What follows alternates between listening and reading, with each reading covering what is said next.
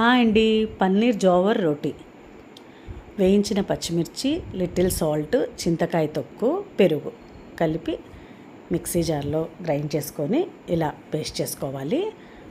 ఒక కప్లో plain curd తీసుకొని అందులోకి ఈ చింతకాయది మిక్స్ చేసుకొని ఎంత పులుపు తీసుకోగలుగుతామో అంత వేసుకొని అట్లా ఒకరికి సర్వ్ చేసేదానికి రెడీ చేసుకోండి.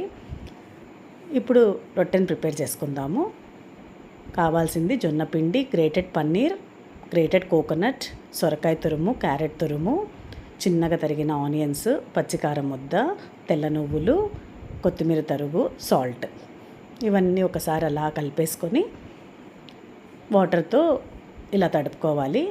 నేనైతే హోమ్ మేడ్ పన్నీర్ చేశాను కాబట్టి అది డ్రైన్ చేసిన వాటర్లో న్యూట్రియంట్స్ వాల్యూస్ ఎక్కువ ఉంటాయండి. పారబోయకుండా ఆ రోజు పన్నీర్ చేసిన రోజు చపాతీ పిండిలోకి కానీ ఇలా రొట్టెకి ఆర్ దోశ పోసుకున్న దాంట్లోకి వాటర్ మిక్స్ చేసుకుంటాం కదా, ఇలా మల్టిపుల్ వేస్గా ఆ వాటర్ని పారేయకుండా ఆ రోజు యూస్ చేసుకుంటామండి.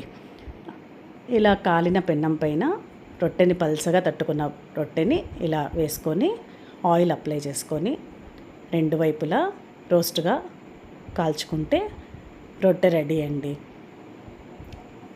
దీనికి ఆ పెరుగు, చింతకాయ చట్నీ ఉంది కదా, అది అద్దుకొని తీసుకుంటే మజాగా ఉంటుందండి. వీడియో నచ్చితే లైక్ చేయండి.